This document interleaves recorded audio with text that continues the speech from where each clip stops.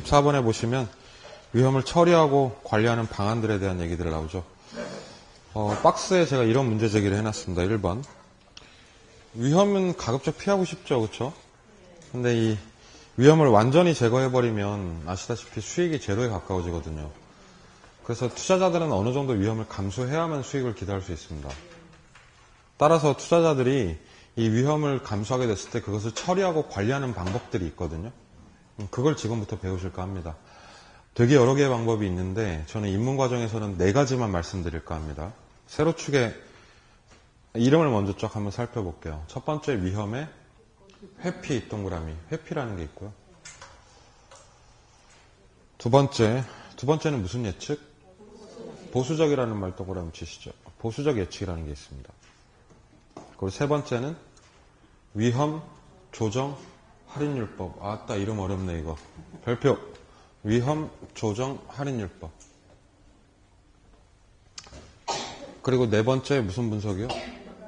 민감도 분석이라는 게 있습니다. 민감도 분석은 다른 말로 감응도 분석이라고 합니다. 민감하게 반응하는 정도란 뜻이에요. 감응도 분석이라고도 하죠. 그래서 이 방법들을 소개를 딱 시켜드릴 건데 하나씩 볼게요. 예, 이해하실 수 있을 거예요, 방법들을. 첫 번째는 위험의 회피라는 방법이 있는데 가장 강력하게 위험을 제거하는 방법입니다. 위험이 있으면 그 위험한 투자 대안을 아예 대안에서 그 두 글자죠. 제외시키는 방법이다. 이건 뭐 딴 게 안 나오고요. 시험에 그냥 제외라고 나옵니다. 제외. 그래서 회피는 제외다. 이러면 위험이 제로가 되는데 이 방법의 문제점은 뭘까요? 그 2번에 문제점이 나와 있어요. 위험을 완전히 제거해버리잖아요. 그러면 고수익을 갈 수가 없습니다. 아예. 그냥 돈을 그냥 은행에 넣어놓겠다는 뜻이거든요. 이거는. 그래서 위험을 처리할 수 있을지 모르겠으나 고수익으로 가기에는 어려운 방법이라는 평가를 받죠. 너무 극단적이에요. 방법이. 회피는 두 글자로 뭐다? 제외다.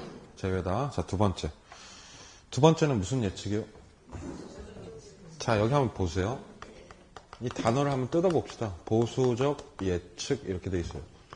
이 지금 두 가지가 결합돼 있죠. 단어가. 보수적인 예측. 자, 앞에 있는 이 보수적이란 말을 뭐라고 해석을 하냐면 쓰세요. 비관적이라고 보시면 됩니다. 비관적으로 본다. 안 좋게 본다. 이런 얘기예요. 그리고 뒤에 보시면 예측이라는 말이 있는데 이 예측은 곧 예상이라는 뜻이에요. 이게 뭐냐면 장래 예상이라는 뜻이거든요. 근데 우리가 조금 전에 쉬기 전에 배웠던 내용 중에 장래 상황을 예측해서 평균을 냈던 수익률이 있잖아요. 그게 무슨 수익률이죠? 아니요. 기대했던 거. 기대 수익률이었죠. 그렇죠? 그거 돌이켜 생각해보면 기대 수익률이 이런 거 아니었습니까? 미래 상황이 호황일 수도 있고 정상일 수도 있고 불황일 수도 있다. 그래서 우리 아까 수익률 구할 때는 각각의 확률을 구해서 곱해버렸죠. 수익률을. 가중평균. 뭐 예를 들면 호황일 때 수익률이 20%, 정상일 때 10%, 불황일 때 5%라고 합시다. 근데 투자자가 자신의 요구 수익률을 7% 가지고 있는 거예요. 그러면은 합리적이라면 곱하기 주르륵 해야 될 텐데 이 예측은 그냥 미래를 이렇게 픽스 시켜버리는 거예요. 몇 프로로? 5%로. 그러니까 어떤 예측을 하는 거죠? 비관적 예측을 하는 거예요. 즉 장래를 예측을 할 때 기대 수익률을 높게 본다, 낮게 본다. 그게 핵심이에요. 이 방법에. 그게 시험 문제고. 그래서 이 보수적 예측은 기대 수익률을 과도하게 낮게 하향 조정하는 방식이다. 참, 이 사람의 요구 수익률이 7%라고 했거든요. 그럼 이 사람은 보수적 예측을 한 이 양반은 투자할까요? 안 할까요? 기대 수익률이 몇 프로입니까, 지금? 그러면 요구 수익률 충족 안 되잖아요. 그럼 투자 안 합니다. 이건 좋게 말하면 이런 컨셉이에요. 미래 상황을 최악으로 보겠다, 내가. 보수적으로. 그렇더라도 그 기대 수익률이 나의 최소 수익률을 맞춰줘야만 하겠다는 얘기죠. 그러면 신중하다고 할 수 있겠네요. 그러나 저는 신중하다고 안 합니다. 저는 이 사람을 쫄탱이라고 부릅니다. 써놔요, 이렇게. 이런 거밖에 기억 안 나, 나중에. 쫄탱이 좀 그렇습니까? 좀 소심하다? 쫌생이 좋다, 쫌생이. 쫌생이가 더 좋겠다. 많아요. 이런 분들 얼마나 많은데요. 제 아내가 대표적입니다. 제가 투자를 못하겠어, 아내 때문에. 야, 거기 투자하면 그 10%는 난다는데니까. 그러면은, 오빠 아직도 정신 못 차렸어? 그게 되겠어? 어? 그 악마 같은 표정 잊혀지지가 않습니다. 그러면 그 악마, 이 5%로 보는 거죠. 그럼 그게 이제 소심한 거예요. 그러니까 기대 수익률을 어떻게 보는 거죠? 낮게 보는 거예요. 그러나 돌이켜 생각해보면 그건 신중한 의사결정인 건 맞죠. 네. 그럼 얘를 하면은 되게 안정적으로 위험 관리가 돼요, 리스크가. 근데 문제가 뭘까요, 이 방법에? 이렇게는 못 가요. 아예 이걸 불락을 해버렸어요, 지금. 그래서 먹어봤자 이거밖에 못 먹는 거죠. 그러니까 얘가 위험의 회피보다는 좀 센 건데 그래도 얘는 고수익을 갈 순 없다. 자, 다시요. 시험에 나오는 거 이거예요. 확실하게 체크하세요. 기대 수익률의 하향 조정이다. 그리고 위험을 과대평가하는 거죠. 수익을 낮게 위험을 높게 보고 신중하게 들어가는 전략이다. 근데 고수익 못 가니까 이거 어떡해. 그래서 고수익 가는 방법이 있다니까요. 그게 바로 밑에 방법입니다. 우리 별표 쳤던. 무슨 법? 위험, 조정, 할인율법. 아, 뭐 하려고 넌 이름이 이렇게 기냐? 위험, 조정, 할인율법. 자, 딴 거 다 떠나서 일단 첫 번째 바로 체크하세요. 얘 딱 보시면 생각나야 될 게 이걸 요구 수익률이라고 합니다. 요구 수익률은 이름 부자예요. 이름도 많아 얘는. 위험, 조정, 할인율 이렇게 부릅니다. 그러니까 그냥 외우라고 얘기 안 할게요. 이해시켜 드릴게요. 이게 왜 이런지. 제 얘기 들으면 납득이 되실 거예요. 이것도. 얘를 설명하기 위해서 제가 어떤 사례를 하나 제시를 하겠습니다. 여기 집중해 보세요. 칠판에. 이런 채용 공고가 났다고 쳐보세요. 채용. 63빌딩에서 사람을 모집을 하는데 하는 일이 뭐냐면 63빌딩에 매달려가지고 유리창 닦는 일을 하는 거예요. 했었죠. TV 프로그램에서 한번. 자, 그런데 근무 조건이 읽어보니까 10시부터 1시까지 3시간. 3시간. 그리고 시급 1시간에 5만 원입니다. 협의 가능하고요. 그 다음에 조건이 계속 나오는 거죠. 이렇게. 그럼 여기까지 보시면 이거 할만합니까? 일당 15만 원. 그래요? 근데 네 번째 조건에 근무 조건이 이제 로프에만 의존해서 이걸 해야 됩니다. 네. 뭐 곤돌라 없어요. 로프 끊기면 바로 제사지네 거기서. 이거 해요 안 해요? 이거 좀 그렇다. 이거 눈 올 때 비 올 때 다 합니다. 주말 없습니다. 네. 그럼 하기 좀 그렇죠. 아마 그러실 거예요. 그게 이유가 있습니다. 이론적으로 설명을 한번 해보자면 여기 치명타죠 이거. 그럼 이걸 보는 순간 우리가 머릿속으로 위험이라는 걸 인지를 한단 말이에요. 아이씨 너무 위험한데? 이렇게. 그 다음에 이제 바로 뭘 보게 되냐면 이걸 보게 돼요. 이렇게 위험한 일의 시급이 얼마일까? 근데 얼마야 지금? 그럼 이 생명가치에 비하면 너무 낮다 이거지. 그럼 이거 안 하면 돼요. 안 하면은 위험의 회피. 맞죠? 근데 이 방법은 어떻게 하는 거냐면, 자, 내가 생각하기에 너무 위험하니까 여기에 맞짱을 떠가지고 본인이 요구치를 어떻게 하는 거죠? 높이는 거예요. 이렇게 위험하면 더 줘야 되지 않겠니? 그래서 시급 100만 원을 요구합니다. 100만 원 주면 생각해 볼게 이렇게. 근데 갑자기 63빌딩에서 콜 그러는 거예요. 줄게 해. 그럼 잠깐만 다시 생각해 보자 이제. 그러면 이게 얼마로 바뀌었죠 지금? 100만 원. 하실래요? 일당 300? 한 달 9천만 원인데. 안 해요? 이거 안 한다고 하시는 분도 있네. 그 풍요로움이 부럽네요. 이걸 안 한다니. 제가 할게요, 제가. 저는 이거 팬티만 입고 할 수 있어요. 혓바닥으로 닦을 수 있어요. 건물 혓바닥으로 팬티만 입고. 그러면은 보세요. 지금 위험이 커져서 거기에 맞짱 떠서 내가 요구를 어떻게 한 거죠? 배짱 부린 거죠. 그러고 뭐라고 한 거냐면 따라오려면 따라와봐, 수익이. 근데 수익이 따라왔네? 오케이, 알았어, 100콜. 이렇게. 그러면은 이 수익을 먹고 이 위험을 그대로 어떻게 하는 거죠? 감수한다는 얘기 아니에요? 그러니까 내가 요구 수익률을 높일 대로 높여본 다음에 따라와봐 했더니 따라오면 이거 먹고 어떻게 하겠다는 거예요? 감수, 뭐 이렇게 좋은 말을 써요. 퉁친다는 얘기 아니에요, 퉁? 먹고 퉁친다 이거 아니에요, 지금. 먹고 퉁치고 그냥 군말 없이 하겠다. 그럼 이 방법을 이렇게 부르는 거예요. 무슨 법? 위험 조정 할인율법. 자, 이 과정을 다시 생각을 해보면 위험이 높아지면서 본인의 요구 수익률을 어떻게 한 거죠? 높인 거죠. 높이면서 내가 내 요구 수익률로 위험을 뭐 하고 있는 거예요, 지금? 예, 조정을 하고 있는 거예요. 근데 그게 충족돼서 기대 수익률이 나오면 들어가겠다는 얘기예요. 그래서 이 방식의 핵심은 위험에 따라 요구 수익률을 더해간다, 빼나간다? 더해가는 방법이에요. 이게 제일 많이 나옵니다, 시험에. 그래서 우리 1, 2, 3, 4번 위에 보면 1, 2번 있죠, 지금? 표 안에서. 2번 동그라미 읽어보시면 위험 조정 할인율법이란 위험이 증가할수록 이 워딩이 그대로 나오는 거예요. 요구 수익률을 어떤 조정? 별표, 상향 조정하는 것이다. 와, 중요한 말입니다. 위험에 따라서 요구치를 높인다 이거죠. 그럼요. 이걸 써놓고 보잖아요. 다 쓸데없는 얘기 다 지워보자고. 그럼 이게 좌우 대칭되는 게 보이셔야 돼요, 여기서. 그렇지 않나요? 우리 앞서서 무슨 예측이었죠? 보수적 예측. 그러면 미래 예측 수익을 어떻게 하는 거예요? 이게 보수적 예측이고. 얘는 뭐냐면 자신이 가지고 있는 요구 수익률을 높이는 거니까 결국 시험 문제는 이 방향이다. 기대를 낮출 것이냐 아니면 요구를 높일 것이냐. 그래서 얘는 반드시 이렇게 같이 공부하셔야 돼요, 두 개를. 이게 뒤섞으면서 시험 문제를 내거든요. 거기 핵심이에요, 그게. 위험 조정 할인율은 다른 말로 요구 수익률이라고도 부른다는 얘기죠. 자, 마지막 분석. 무슨 분석이죠? 민감도 분석. 민감도 분석은 사실 여러분들한테 아주 필요한 분석이에요, 이게. 위험 관리할 때. 이 민감도 분석을 다른 말로 뭐라고 했죠, 지금? 감, 응, 도, 분석.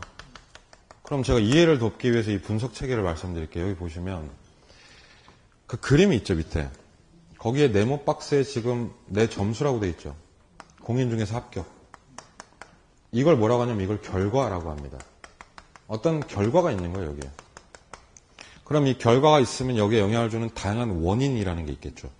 그래서 원인을 쭉 써놨어요, 이렇게. 처음에 누구 있어요? 직장 상사 있고, 그 다음에 세균같이 생긴 누구? 사람 아니에요. 사람 아니에요. 친정엄마 아니야. 친정엄마 아니고 누구? 시어머니. 예. 그리고 그 다음에 삿대질하는 남편이 있고, 그 다음에 덜 떨어져 보이는 내 새끼 있고, 그리고 마지막에 학습 시간이 있습니다. 그럼 이거 다 합치면 이걸 원인이라고 한다 이거죠. 근데 이 원인이 어떤 하나가 영향을 주는 게 아니라 이게 되게 복합적으로 영향을 주지 않나요, 이렇게? 그게 여러분 얘기예요, 지금. 여러분이 이 중에서 하나만 삐끗해도 이게 떨어져요, 시험에서. 학습 시간 빼고는요, 여러분이 쉽게 통제 안 되는 것들이에요, 다. 그러니까 이러한 리스크 요인들이 있는데 이 분석은 그렇다면 이 중에서 나한테 가장 크게 데미지를 주는 게 무엇일까? 즉, 가장 민감한 게 무엇일까를 찾자 이거예요. 그래서 가장 민감한 요인을 고르는 분석을 민감도 분석이라고 합니다. 왜냐하면 어쨌든 얘가 내 결과를 잡고 흔들 거 아니에요. 그럼 이게 나한테는 잠재적으로 가장 어떤 요인이다? 중요하기도 하고 위험하기도 하니까. 그럼 가장 민감한 게 어떤 거예요? 가장 위험한 게 되는 거죠. 그래서 얘를 뭐 하는 거죠? 유식한 말로 선택과 집중하는 거죠. 얘를 집중 관리하는 거야. 나의 에너지가 한정되어 있으니까 모든 걸 컨트롤하기는 힘들잖아요. 그럼 가장 메인을 잡아서 그걸 집중 통제하자. 그게 무슨 분석? 민감도 분석이 되는 거죠. 그렇죠? 자, 시험에 나오는 말은 그 위에 있습니다. 읽어볼게요. 민감도 분석이란 밑줄 치세요. 투자 효과. 그럼 이걸 이제 결과라고 보면 돼요, 우리가. 수익률 이런 거죠. 그렇죠? 이 결과를 분석함에 있어서 색칠하고 별표. 투입 요소라는 말을 잘 기억하셔야 됩니다. 투입 요소가 바로 원인이라는 얘기죠. 그 원인이 변화함에 따라 다시 한번 결과 동그라미. 이 결과가 어떠한 영향을 받는가를 분석하는 것이다. 그러면서 화살표하고 써놓은 말이 다시 색칠. 가장 민감하다는 말이 나오죠. 그게 나한테 가장 어떻다고요? 위험한 겁니다. 쓰세요. 가장 민감한 요인 이퀄 가장 위험한 요인이 되는 거예요. 그 요인을 골라서 네 글자로 뭐 하죠? 집중, 관리. 이 집중관리를 이제 세 글자로 조지자 이렇게 얘기를 하는 겁니다. 어떻게 하자고요? 네, 쓰세요. 조지자 이렇게 조지자. 격이 너무 떨어지나요? 네. 그럼 주말 오후에 격식 있게 선택과 집중이라고 표현하기도 합니다. 근데 조지자라는 게 더 나아요.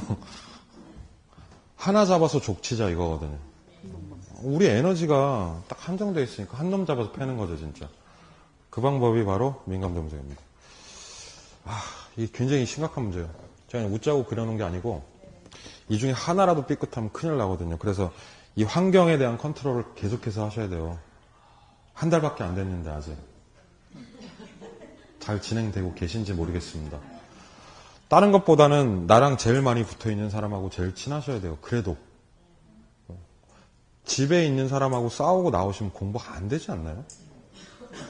저도 그래요. 저도 집사람하고 싸우면은 강의할 때 굉장히 데미지가 크거든요. 그 수강생분들 다 아시고. 저 인간 부부싸움 했나 보다, 이렇게. 그래서 안 싸워요. 이 시즌이거든요. 시즌이라고 합니다. 제가 뭐 안 싸우려면 어떻게 해야 돼요? 피하면 안 되지, 또. 피하면 더 싸워, 나중에. 어떻게 하면, 미안. 진심으로 제가 잘못했다고 생각합니다.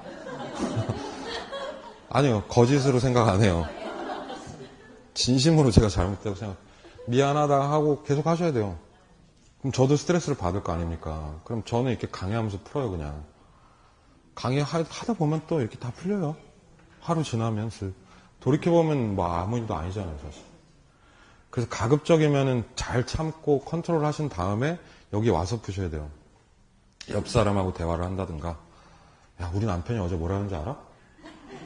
우리 마누라 이런 짓거리 하는 거 알아? 집에서? 이러면서. 그 당사자들하고는 정상적인 대화는 안 되실 거예요, 아마. 근데 시간이 갈수록 그 정도가 더 심해집니다. 지금은 뭐 이해를 해주고 뭐 하고 하지만 1월달, 2월달 되면은 토요일 날까지 기어 나가가지고 뭐 하냐고 그래요. 네. 여러분 남편이나 아내분과 저의 차이점이 그거예요. 저는 여러분들이 진심 대단하다고 생각하거든요. 일주일 내내 공부하시니까. 제가 여러분 나이 때 더 나이가 많이 먹어서 그렇게 되면 좀 못할 것 같거든요, 사실. 진짜 그건 대단하다고 생각해요. 진심입니다, 이거는. 근데 여러분 아내분이나 남편분은 아이고 대단하시네요 이러시잖아요. 그러니까 되게 상처받아요. 나한테 가장 큰 상처를 주는 건 가족의 한마디입니다. 말도 못하게 상처 많이 받거든요. 그래서 제가 오리엔테이션 할 때도 얘기했지만 주변 컨트롤 항상 신경을 써야 돼요. 계속해서 참아야 돼요. 되게 힘듭니다. 하지 말아야 될 몇 가지 말들이 있어요. 대표적으로 뭐 내가 얼마나 힘든지 알아? 할 필요가 없는 말이에요. 몰라요. 이만큼도 몰라요. 이만큼도. 제 아내도 6년 동안 모르는데 어떻게 알겠어요. 한두 달 지난 남편 아내가. 내가 혼자 잘 먹고 잘 살려고 이 공부하는 줄 알아? 이 말도 하실 필요가 없어요. 하실 필요가 없어요. 왜냐면 자기 일이라고 생각해요. 제 아내도 제가 밖에서 일하면은 맨날 지 일만 한다고 이럽니다. 근데 우리들 생각이 다 그렇진 않은데 그런 말을 하는 사람도 그렇게 생각 안 할 거예요. 근데 그 말을 딱 하잖아요. 내가 혼자 잘 먹고 잘 그러면 뭐라고 하냐면 누가 그거 하래? 너가 한 거잖아. 이렇게 얘기하면은 그게 엄청나게 상처가 돼요. 저는 그래서 재수할 때 주변을 다 끊었었어요. 친구들을. 그러니까 2년 공부했는데 1년 차 때는 그렇게는 안 했는데 2년 차 때는 만나기가 싫어 사람을. 만나면은 뭐 괜찮아. 잘 될 거야. 합격할 거야. 그런데 그 사람들 속으로 그렇게 생각 안 해요. 멍청한 놈. 이렇게 그러죠. 그러니까 저희 집에서도 계속 돌대가리라고 그러고 바보 같은 놈 2년이나 한다고 그러고 친구들은 오죽했겠습니까?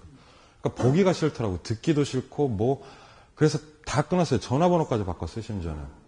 그래서 제 사망설이 돌기도 했습니다. 얘가 작별했나 보다 세상과의. 그래서 이 공부는요 어려운 게 아니고요.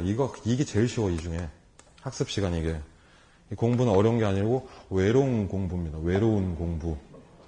그래서 정신이 건강하셔야 되고요. 그러니까 학원에 계속 나와서 이렇게 활달하게 지내면서 그러면서 푸셔요. 예. 뭐 제가 이런 말 하는 게 좀 웃기긴 합니다. 여러분들 다 거의 대부분 제 인생 선배님들이신데 어쨌든 선생 입장에서 보면 그 멘탈 컨트롤이 합격률의 90% 이상은 좌우해요. 학습은 다 대동소이합니다. 뭐 제가 잘나서 여기 서 있습니까? 좀 많이 했으니까 여기 있는 거지. 그래서 싸우지 말고 남편 아내가 잘해도 요 애들 있잖아요. 애들하고 그래도 지금 시간을 좀 많이 보내세요. 애가 이상해져요. 나중에. 엄마 아빠 되게 낯설어 하기도 하고요. 그리고 본인이 되게 날카로워지시거든요. 자기는 못 느껴요, 그걸. 근데 막 갑자기 소리를 지르거나 화를 내거나 막 성질을 부리거나 이렇게 돼요. 저는 제 방문짝 2번 부셨거든요. 주먹으로 부셨어요, 방문을. 그래서 한 달 동안 또 기부스 하고 다녔어요, 공부할 때. 완전 한심하지 않아요? 근데 생각해보면 왜 그때 부셨는지도 모르겠는데 그냥 공법 문제 풀다 그랬어요, 공법 문제. 아씨, 하도 안 풀려가지고. 참다가 빡 폭발한 거죠, 한 번에. 근데 그렇게 될까봐 되게 걱정돼요. 그게 회복되는데 거의 1년이 가까이 걸렸거든요. 그래서 멀쩡한 사람을 헷가닥하게 만드는 게 공부예요. 네. 그러니까 잘 매니지 하세요. 컨트롤 하시고. 네. 싸우시면 안 돼. 31페이지에 있는 65번 넘어갑니다. 위험을 처리하는 방법 배우셨는데 이번엔 위험에 대한 태도 얘기를 좀 할게요. 위험 혹시 좋아하시는 분 있나요? 나는 위험이 있으면 막 흥분되고 미칠 것 같다. 손 드시면 안 돼요. 변태 인증하는 거니까 지금. 그 밑에 보세요. 밑에. 이런 말을 써놨어요. 박스 밑에. 수익률이 동일한 2개의 투자안이 있다. 10%. 그럼 우리가 하나를 골라야 된다면 가급적 위험이 어떤 거? 네, 동그라미 낮은 거 고르셔야 맞습니다. 왜 낮은 걸 고르냐면 본능입니다. 그래서 이런 본능을 우리 이론에서는 색칠 위험 회피적 태도라고 부릅니다. 싫어 이런 얘기죠. 그러니까 누구나 투자 이론에서는 위험 싫어하기 마련이다라고 가정을 하는 건데요. 사실 별의별 사람들이 다 있잖아요, 세상에. 그래서 이론에서는 이걸 좀 더 디테일하게 몇 가지 유형으로 구별을 하는 겁니다. 밑에 표로 내려오시면 쭉쭉쭉 3명 있죠. 첫 번째 회피 동그라미. 여기다가는 가장 일반적 이렇게 적죠. 가장 일반적이다. 그런데 이런 유형 말고 2개 정도 더 있다. 밑에 중립 동그라미. 그리고 밑에 추구 동그라미. 그럼 이론적으로 3가지 구분을 하는 거예요. 조금 특이한 케이스부터 얘기해 보겠습니다. 2번째 있는 중립이란 말 보이시죠? 이 단어는 확실히 아셔야 돼요. 개론에서 중립 그러면 무조건 무관하다 이런 뜻이에요. 그 대상과 내가 무관할 때 중립이란 표현을 씁니다. 그럼 이 사람은 위험이 있어도 위험과는 신경 안 써. 전혀 안 써. 그냥 그 투자안을 보고 몇줄 치세요. 기대 수익률을 구하는 거예요. 앉아서 계산기를 또각또각 두들긴 다음에 그게 요구 수익률 맞으면 투자하는 거예요. 약간 뭐 로봇 같은 사람 아닌가요, 이게? 어떻게 인간이 위험에 무관합니까? 그래서 일반적 유형이라고 하진 않는다. 밑에 무슨 형? 추구형이죠. 요것도 좀 변태 기질이 다분합니다. 핵심 표현은 기꺼이라는 말인 것 같아요. 기꺼이. 위험이 높잖아요? 그럼 아무렇지도 않게 거기 들어가는 거. 왜냐하면 고수익이 기대되니까. 그래서 고위험, 고수익만을 노리고 투자하는 유형, 이것을 추구형 또는요 선호형 투자자라고 합니다. 위험을 선호한다 이런 뜻이죠. 근데 이렇더라도 이걸 일반적이라고 보지는 않는다는 거지. 물론 주변에 인생 한방이다 이런 사람도 있긴 하지만 이게 일반적인 건 아닌 거예요. 그러니까 우리네들은 대부분 뭐다? 자, 그럼 얘가 중요한 거예요, 이제부터. 여긴 조금 외우셔야 되는 게 나옵니다, 이제.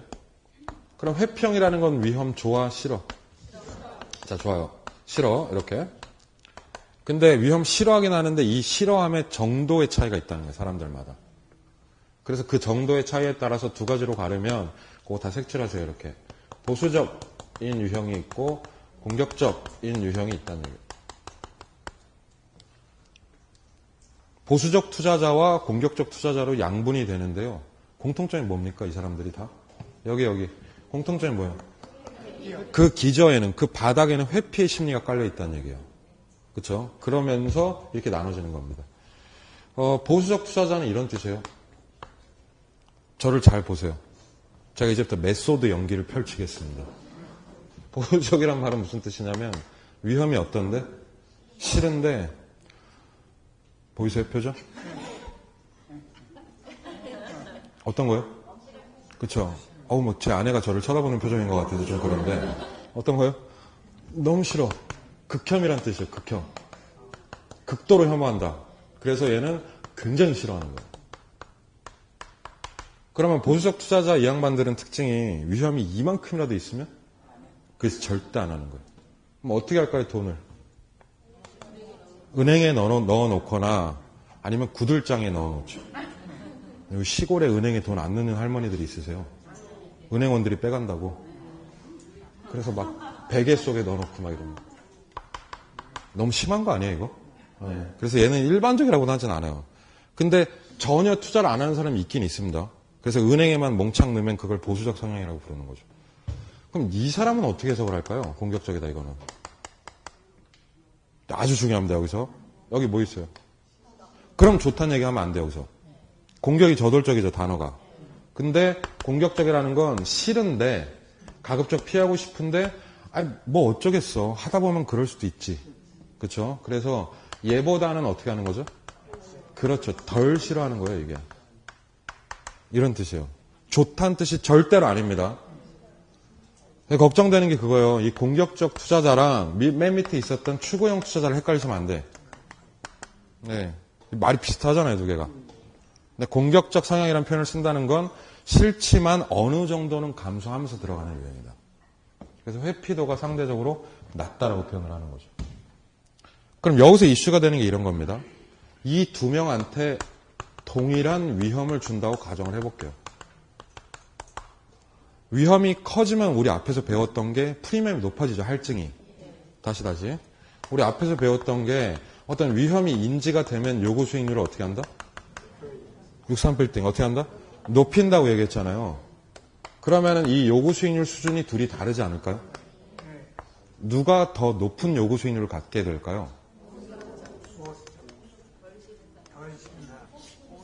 자, 프린트 10번 보시죠. 이거 문장 한번 고민 좀 해보시죠. 앉으셔서 생각 좀 해보세요. 10번.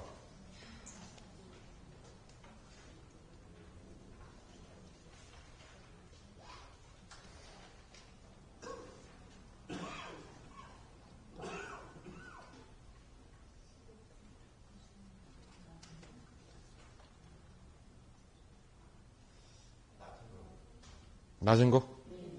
맞나요? 자, 이렇게 생각하시면 될 것 같아요. 누가 더 싫어? 누가 더 싫어? 그럼 더 내놔. 이렇게 얘기할 거 아니에요. 나는 위험 진짜 싫어하는 사람이거든? 그러니까 동일하게 위험이 있을 때 나는 어마어마하게 좋아야 할 수 있어. 엄청나게 요구하는 거야, 이 사람은.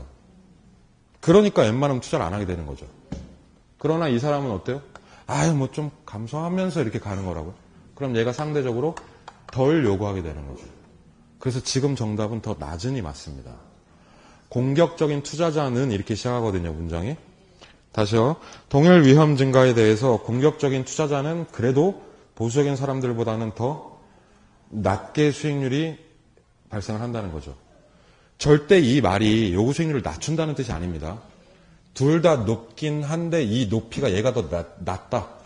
이런 얘기죠. 그럼 결론은 누가 더 요구한다. 그래서 나중에 배우실 때 제가 이거를 보수는 보수를 더 요구한다 이렇게 얘기할 거예요. 무슨 얘기인지 이해되세요, 이 말이? 보수적 투자자는 투자 보수를 더 많이 요구한다 이런 뜻이에요. 그래서 야매죠, 야매. 보수는 보수를 더 요구한다. 그 문장이 좀 어려워서 제가 별표 쳐놨습니다. 그럼 지금 막 말씀드렸으니 9번 한번 풀어보실까요? 9번 어떻습니까, 이거?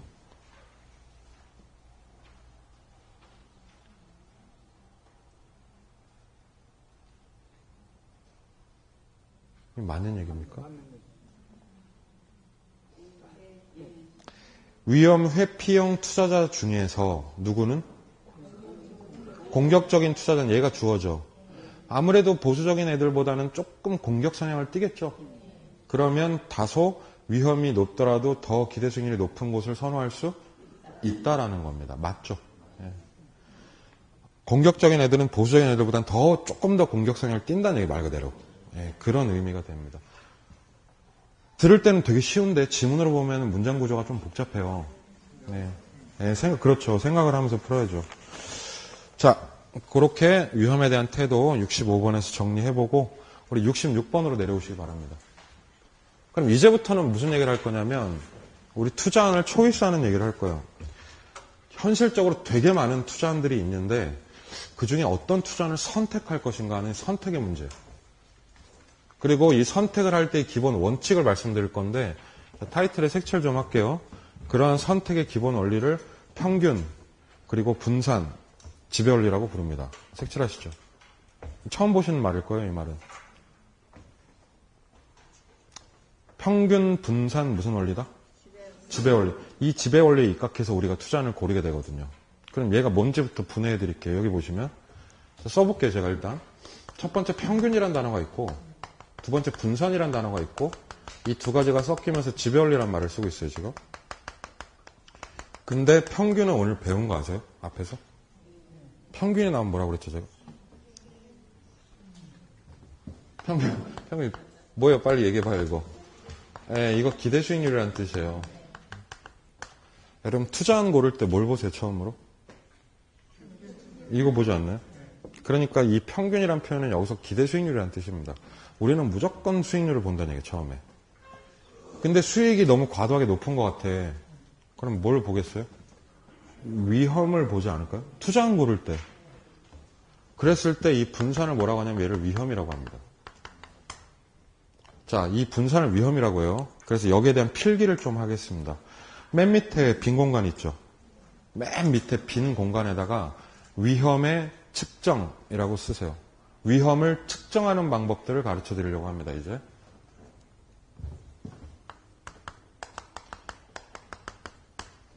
위험의 측정 수단이 두 가지가 나오는데 시험에 뭐랑 뭐가 있냐면 지금 보시는 분산이라는 값이 하나 있고요.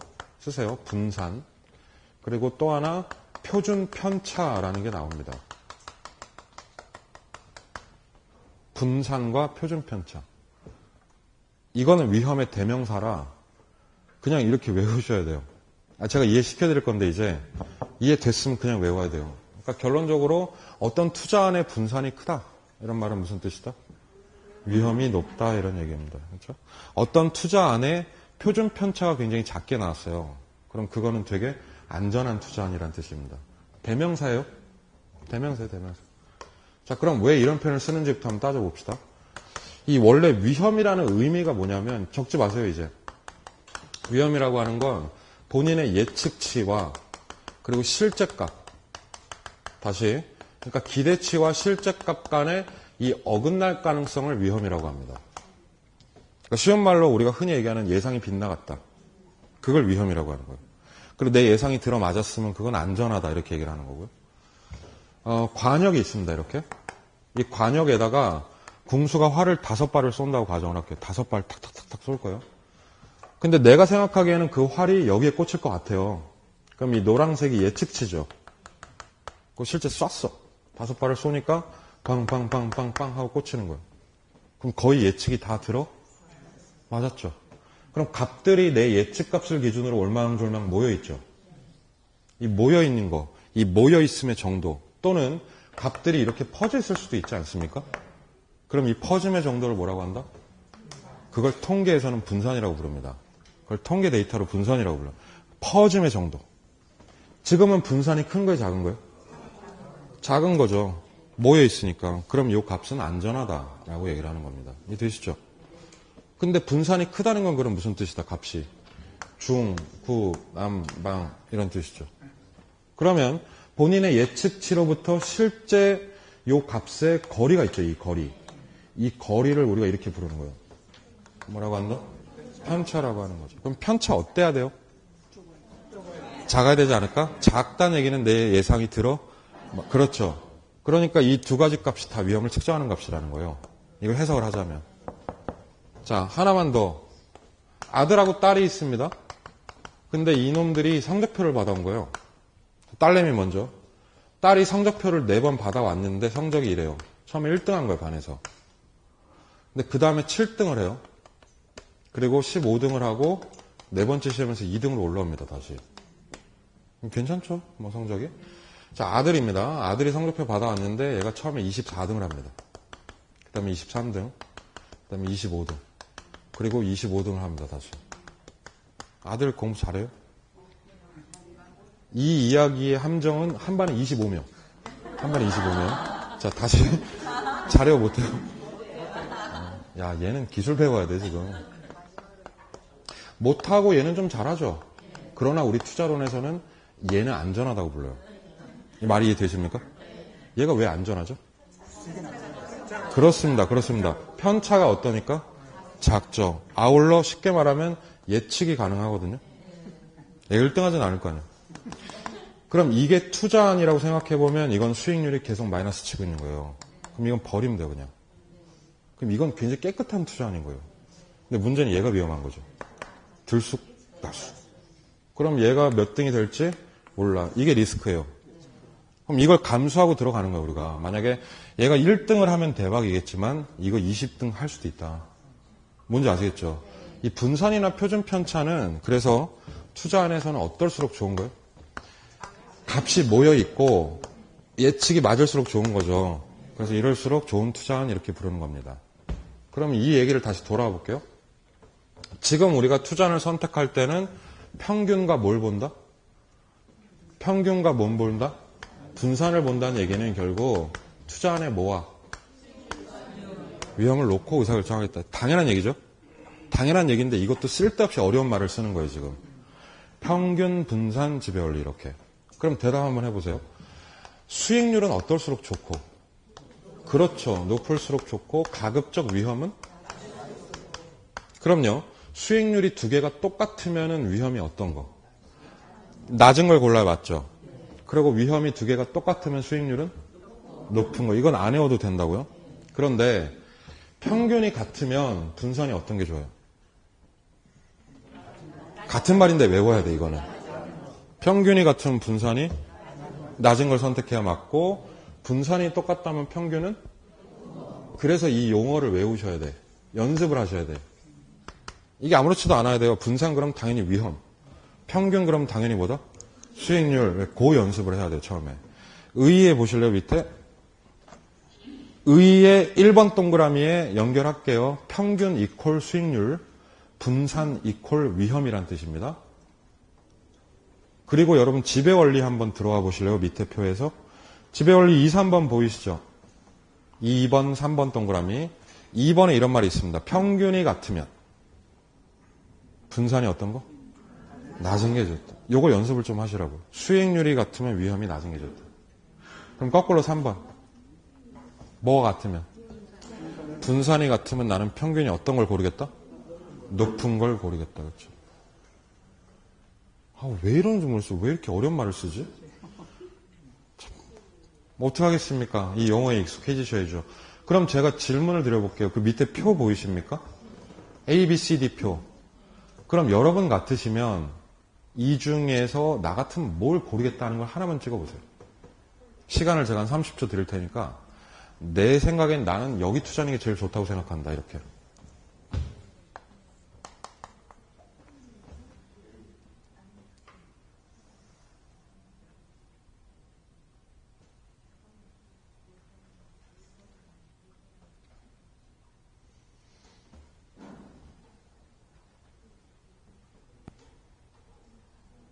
어떤 게 가장 좋아 보이세요? 여러분 생각하시기에?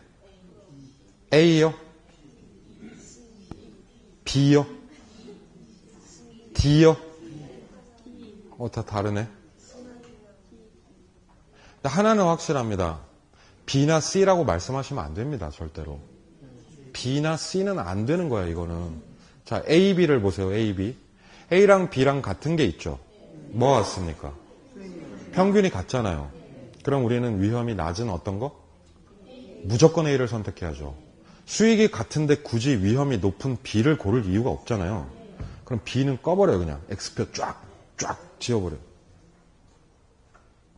그랬을 때 우리가 A가 B를 지배한다라고 부릅니다. 이해되시나요? 같은 수익에서 위험이 낮으니까 A가 우월한 놈이고 B는 예선 탈락 이런 뜻이라고요. 그럼 같은 맥락으로 CD를 붙여보자고요. 뭐가 같죠? 위험이 같으면 평균이 어떤 거? 그럼 지금 C가 탈락하지 않나요, 이러면? C를 X표로 꺼버리셔야지. 그럼 그때 D가 C를 지배한다라는 표현을 쓰는 거죠. 자, 그럼 결승 진출한 놈이 누구랑 누구요? 그렇죠. 그럼 둘이 대전 한번 해볼까? 누가 더 우수해요? 그건 모른다가 정답입니다. 바로 여러분 지금 쓰고 계시는 이 평균 분산 무슨 원리? 지배 원리. 이 방법의 한계점이기도 해요. 보시면은 A랑 D가 왜 비교가 안 되냐면 얘가 상대적으로 저수익에 저위험해요. 수익이 낮지만 위험도 낮아요. 근데 D는 상대적으로 고위험에 고수익이라고. 그럼 이렇게 서로 무게가 다르면 이게 비교가 안 되는 거죠. 그래서 A나 D는요, 아무거나 선택해도 괜찮으십니다. 일종의 여러분 제가 심리 테스트 한 거예요. 나 A가 좋다 이러시더라고. 그럼 이거는 본인의 보수적 성향을 드러내신 겁니다, 지금. 그렇죠? 그리고 본인이 공격적이라면 어느 쪽? D를 가게 되는 거예요. 이건 사람마다 다릅니다. 자, 맨 밑에 있는 문장 있죠? 맨 밑에 문장. 맨 밑에 문장의 결론이 그래서 본인이 보수적이라면 어느 쪽? A 쪽을 선호하고 공격적이라면 D를 선호하게 될 것이다. 이렇게 나오는 거죠. 그러나 결론적으로는 둘 다 괜찮은 투자이라는 얘기예요. 그러면 이 지배원리 연습 한 번 더 해봅시다. 넘겨보시죠. 넘겨보세요, 책을. 그럼 지금 보시면 표 안에 몇 개 나옵니까? 5개. 이제 질문을 좀 바꿀게요, 제가. 그럼 이 5개 중에서 살아남는 애들이 있고 죽는 애들이 있어요. 그럼 그 지배관계를 한번 따져보세요. 누가 살고 누가 죽는지. 다시 30초 드리겠습니다.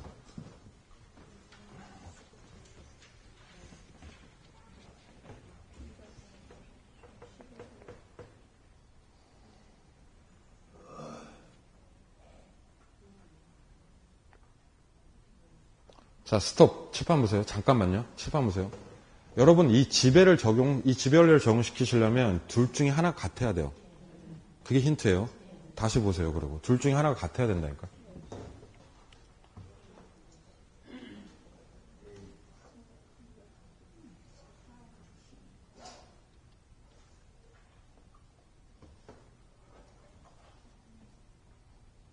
자, 누가 죽어요? B 죽습니까? 예, 지워버리죠. B 죽습니다. 또 누가 죽어요?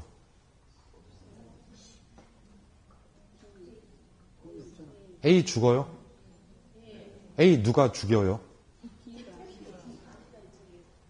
A 안 죽습니다. A 아무도 못 죽여요, 아무도. A가 가장 수익이 낮고 가장 위험도 낮아요. 자, 그러니까 지금 잘하셨는데 여러분께서 따져봤을 때 B 빼고 A나 C나 D나 얘네들은요, 서로 이 원리에 따르면 지배가 안 됩니다. 그게 정답이에요. 그 말은 A에서 E로 갈수록 수익도 커지지만 위험도 커지는 구조라 이 4개 중에는 아무거나 고르셔도 문제가 없다는 얘기예요. 그랬을 때 이 4가지를 뭐라고 하냐면 효율적인 투자 대안이다라고 부릅니다. 자, 책에다가 제가 조금 이따 체크해 드릴게요. 책에 체크하지 말아보세요, 일단. 집중해 보세요, 여기. A, C, D, E는 아무거나 투자해도 전혀 no problem. 근데 아까 얘기는 내가 보수적 성향이 굉장히 강하면 어느 쪽? A 쪽으로 가는 공격 성향이 가득하면 이 얘기가 간다. 이 얘기했잖아요, 아까 얘기가. 자, 그랬을 때 A, C, D, E, 물론 B를 포함해서 그럼 이 5개의 투자안을 갖다가 그림을 한번 그려볼게요, 제가. 그 책에 있는 그림이 나오는데 가로축에다가는 위험이라는 걸 놓고요. 그리고 세로축에 수익을 놓고 요 평면에 점을 5개 한번 찍어보겠다는 얘기예요, 제가. A는 지금 위험이 2%에 수익이 2%입니다. 맞죠? 그러면은 여기 여기 2에 요 교차 지점에서 A 지점이 위치하겠죠. 그럼 여기가 A점 이렇게 찍히는 거예요, 지금. 그럼 이런 맥락으로 5개를 다 찍는 거예요, 지금부터. 그러면 예를 들어서 C는 여기 찍히고, 뭐 D는 이렇게 오고, E는 이렇게 가는 거예요, 지금. 근데 중요한 건 C와 B를 보면은 이게 같은 동일선상이 있어야 된다는 거예요. B랑 C가 뭐가 똑같아요, 지금? 위험이 3% 분산이 똑같거든요, 이렇게. 그런데 B의 수익은 3%고, 맞죠? 그리고 C의 수익이 5%까지 올라와 있잖아요, 지금. 그러니까 동일선상에서 보면 B를 투자하면 안 된다는 게 나오죠, 지금. 왜냐면 주어진 위험에서 누구 수익이 더 높다? 예, 그래서 C가 누구를 지배해버리는 거죠. 그럼 B는 이 그림에서 자연스럽게 지워지게 된다는 얘기예요. 이게 꼭 B에만 있는 일이 아니에요. 현실적으로 보면 가령 D도 지금 위험이 있는데 이 위험에서 여러 개의 투자원들이 있겠죠. 그럼 얘네들 다 D가 뭐 하는 거예요? 지배하는 거예요. 그러니까 위험이 줬을 때 각 위험에서 이 녀석들은 그 아래쪽에 있는 애들을 다 먹어버리는 거죠. 이렇게.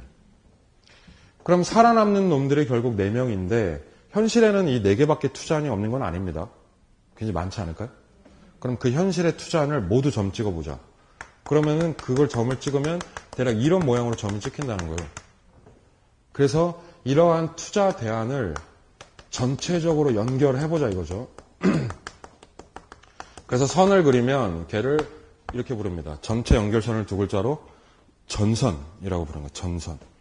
그럼 그 전선은 이걸 쭉 연결한 이런 형태로 그려지게 된다는 얘기예요. 그래서 이 선을 뭐라고 한다? 효율적 투자 전체 연결선이라고 부릅니다. 이게 오래 시험에 나왔던 얘기고요. 전선. 이 전선을 영어로 뭐라고 하냐면 얘를 프론티어라고 부릅니다. 프론티어. 칠판 계속 보세요. 이거 제가 체크한다고 했죠, 책에다. 그래서 얘를 읽어보세요, 한번. 효율적 뭐라고 한다? 프론티어라고 하는데, 프론티어가 무슨 뜻이냐면 한국말로 경계점이란 뜻이에요, 얘가. 우리나라 38선 있죠? 그것도 38 프론티어라고 해요. 경계점. 그럼 왜 이름을 이렇게 붙였는가를 설명할 거예요, 지금부터. 지금 현재 위험이 2%라고 합시다. 그럼 이 그림상의 최고 수익점이 어디요? 2% 상에서 A죠. 선이 이렇게 그려졌잖아요, 지금. 그럼 이 말인 즉슨 위험이 2%라면 최고 수익이 몇 프로다? 2%라는 얘기예요. 위험이 2%일 때 최고 수익이 2%니까 이 점은 동일 위험상에서 어떤 수익점이요? 최저. 최고 수익점이 된다 이런 얘기입니다. 이걸 뛰어넘는 투자는 없을까요, 혹시? 이 위험이 2%일 때 수익이 3%인 게 있을까 없을까요? 있다면 선이 이렇게 그려진다니까요. 근데 선을 이렇게 그려버렸다는 얘기는 이 위로 뚫고 올라갈 수 없다는 얘기예요. 그럼 이 선이 뭐가 되는 거예요? 수익의 프론티어가 되는 겁니다. 위로 못 올라간다는 뜻이에요, 이 위로. 그러면 보세요. 내가 만약에 현재 수익이 2%인데 5% 먹고 싶으면 어떻게 해야 돼요? 그렇죠. 그러면 위험을 3%까지 감소하면서 여길 들어가야 된다는 얘기죠. 그래서 얘가 수익의 경계선이 되는 겁니다. 이 선 위에 지금 누가 있죠? 총 4명 있죠. 그럼 얘네들은 넷이 서로 지배할까요? 못할까요? 지배한다? 못한다? 서로 지배 못하죠. 왜냐하면 위험과 수익이 다 다르죠. C는요, 챔피언입니다. 챔피언이에요. 이 체급의 챔피언이에요, 얘가. 그럼 A는 이 체급의 챔피언이고. 그러니까 얘네들은 다 체급별 뭐예요? 챔피언. 그럼 A는 라이트급이라고 하시면 되고, E는 헤비급 이렇게 되니까 얘네는 서로 대전이 없다 이거죠. 그래서 이 4개를 챔피언 집합이라고 보시면 됩니다. 이 전선의 모양은 무슨 모양이에요? 상향하네요. 우상향, 그렇죠? 왜 우상향하는데? 왜냐하면 우로 갈수록 상이 되거든요. 맞죠? 위험이 커질수록 수익이 높아지니까 프론티어는 우상향으로 그려진다. 이렇게 얘기를 합니다. 뭐 선택하실래요, 넷 중에? 뭐 선택하실래요? 그냥 아무거나 선택해도 되잖아요. 그렇죠? 너무 진지하게 고민하시는 거 아니에요? 진짜 하는 것도 아닌데. 자, A 할 수 있죠. 그러니까 본인 보수적이라니까 그러면. 근데 나는 그래도 이쪽이 좋다 그러면 얘가 공격적이죠. 본인의 투자 스펙트럼을 나타내는 거예요, 이게. 이쪽으로 치우칠수록 보수적 성향이고 이쪽으로 갈수록 공격적 성향이 드러내는 거예요. 근데 이건 어때요? 어차피 챔피언이라고 했죠. 그럼 챔피언 컬렉션 하는 건 어때? 1억씩 4개 다 투자하는 거? 괜찮아요. 그게 포트폴리오입니다, 이제. 그럼 그걸 분산 투자라고 하는 거죠. 그러니까 여러분들은 A 플러스 C를 해도 좋고 A 플러스 D를 해도 좋은 거예요. 괜찮은 거예요, 이게 다. 또는 A 플러스 C를 해도 되고 A 플러스 C 플러스 D 해도 이것도 좋아요. 이걸 무슨 투자다? 분산 투자고 그 밑에는 이제 얘를 포트폴리오라고 부르는 겁니다. 분산 투자했을 때는 어떻게 해야 위험을 분산시키는 효과가 커집니까? 투자를 여러 군데 나눠서 투자할수록 효과가 좋아지죠. 그러면 이 문제 한번 풀어봅시다. 우리 제 설명만 들으시고 18번 문제 한번 풀어보시죠. 제가 지금 이 문제를 사실 해설한 거예요. 제가 지금 서서.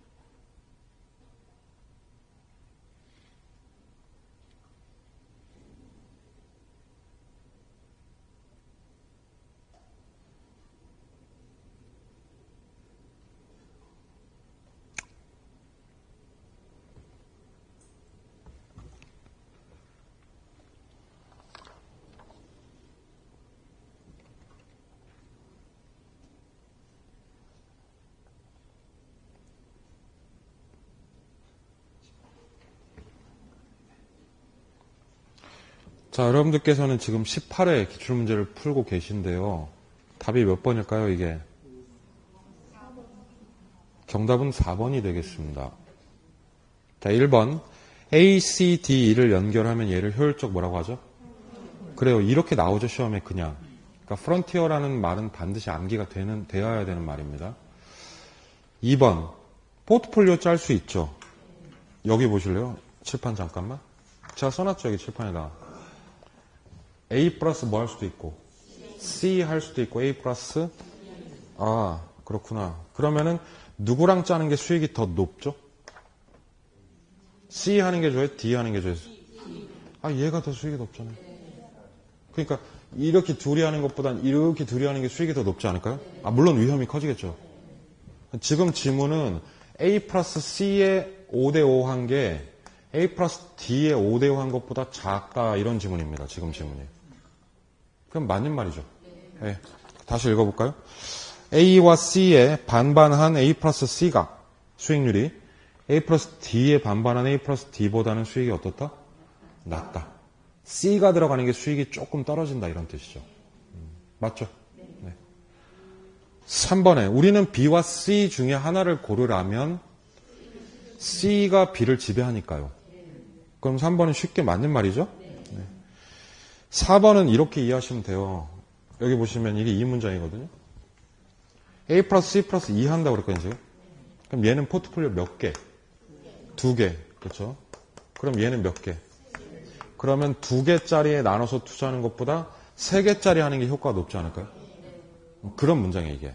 자, 읽어볼게요. A 플러스 C 플러스 2에다가 3개라고 쓰시라고. 하나, 둘, 3개, 3개. 이 3개짜리 분산 효과보다, 그럼 뒤에 있는 건 2개겠죠. 2개짜리가 아무래도 효과가 좀 덜 하죠. 네, 그래서 더 작다, 이렇게 하셔야죠. 말도 복잡하게 하네.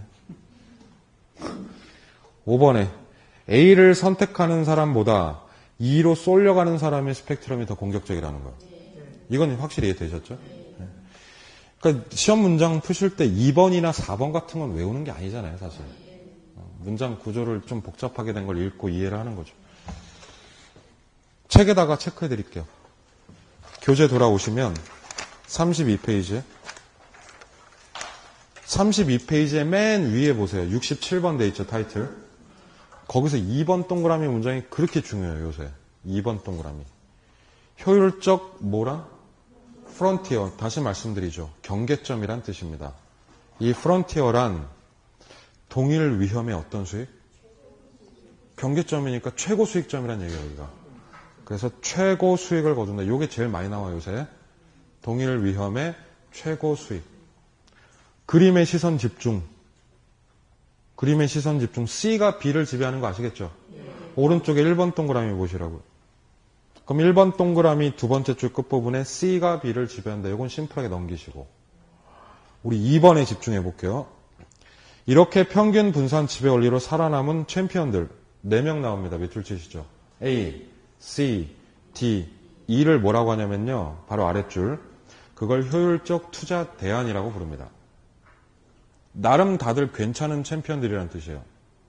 그리고 이것을 부드럽게 연결하면은 아랫줄에 뭐가 된다? 전선, 여기요. 자, 이거 써놓으세요. 전선이 무슨 뜻이다? 전체를 다 연결한 선이란 뜻이에요. 전선 그럼 어려워 보이잖아요, 말이. 전체 연결선. 3번에 위험과 수익은 서로 어떻게 된다, 관계가? 정비례하니까 효율적 프론티어는 우하향한다, OX. X지? 우하향이 아니라 우상향한다고 하셔야죠. 4번에 투자자는 투자한 A, C, D, E 분산 투자할 수 있죠. 나눠서 투자해도 됩니다. 그때 그 투자의 조합을 이제 뭐라고 한다? 포트폴리오다? 이렇게 불러주는 거죠. 어떤 얘기인지 아시겠죠? 예. 효율적 투자에 대한 집합 얘기 나옵니다. 아래쪽 68번에 포트폴리오 나오는데 지금요 잠깐 좀 쉬었다 할게요. 제가 오늘 1시 40분 좀 넘게 수업할 거거든요. 잠깐 쉬었다가 원래 안 쉬고 보통 했었는데 뒤에 좀 하고 그리고 공포의 내용이 있거든요. 70번, 71번, 72번, 73번 여기까지는 좀 해봐야 될 것 같습니다. 한번. 뒤에 내용이 굉장히 어려워지는데 잠시 쉬었다가 진행을 하겠습니다.